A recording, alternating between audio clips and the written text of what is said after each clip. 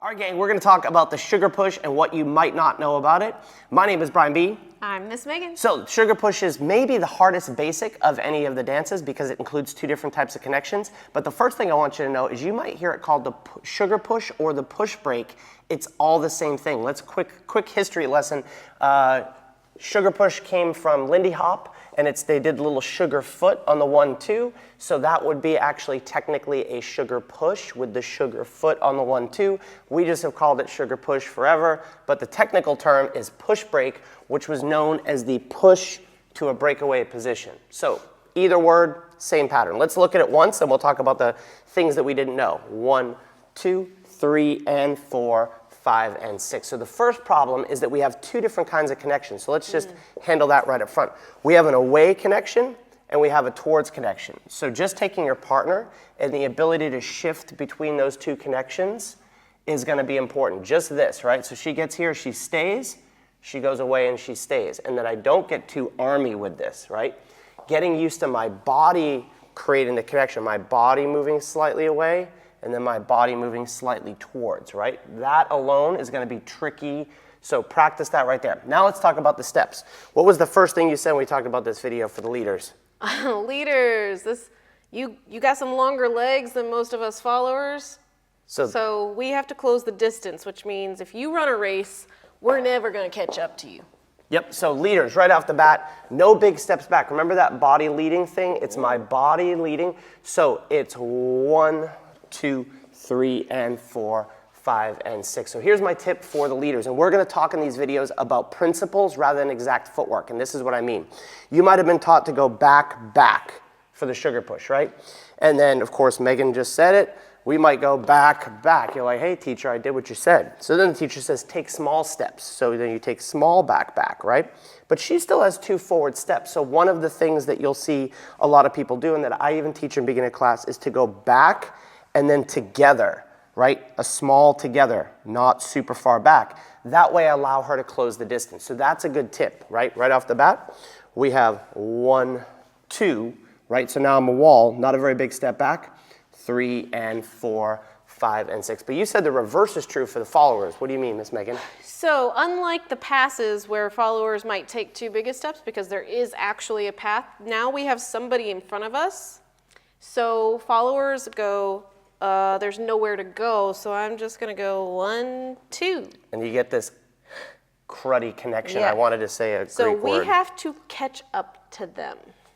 So as soon as you initiate the followers, your job is to close that distance as quick as possible. And the better you do as the follower in closing that distance, now I have some connection that I can do some cool stuff with, and we can be on YouTube on some cool videos, right?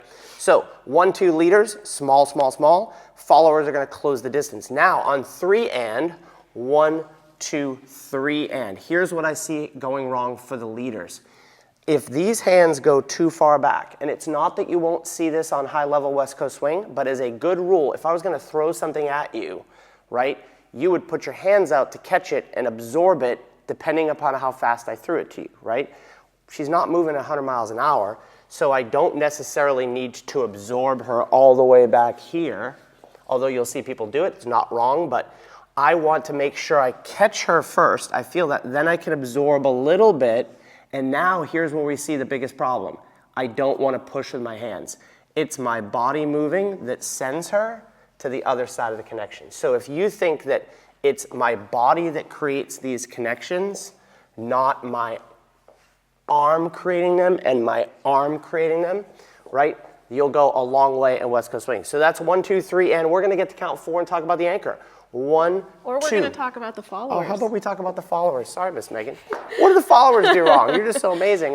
Followers, we have a tendency to not want to connect on 3 and.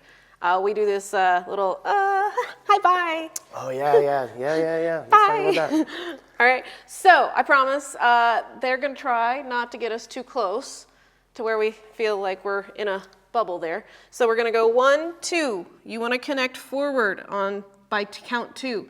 On 3 and, you're going to stay here. 3 and. The only reason that you're moving backwards is because you feel them move towards you, and then you go back. And Megan does this a lot to me. If I don't have a connection point to her, she will create it herself she'll create it herself, right? Off of whatever the heck Yes, is I'm available. lazy. I don't like to move myself. Yep. So 1, 2, 3, and there's that 1, 2, 3, and then 4. Now on 4, in a perfect world, we always say when you're fully anchored, that's a 10 out of 10 connection for you. So it might be heavy or light depending on who you dance with. But when I get to count 4, I want to have about a 5 out of my 10, some connection that I can then build through the pattern, right? We have 1, 2, 3, and connect. So it's a very short step for the leaders. I didn't cover this for the leaders, but leaders, that's a very short step where I'm kind of hooked behind it. And now I have a little bit of connection that we can build. And then good etiquette for your anchor step is, especially when you're new, is to tuck my right leg back and the follower's right leg forward. So if we look at that from the other side, so when we have 1, 2, 3, and 4, this is not the only way to do it, it's just a really good way.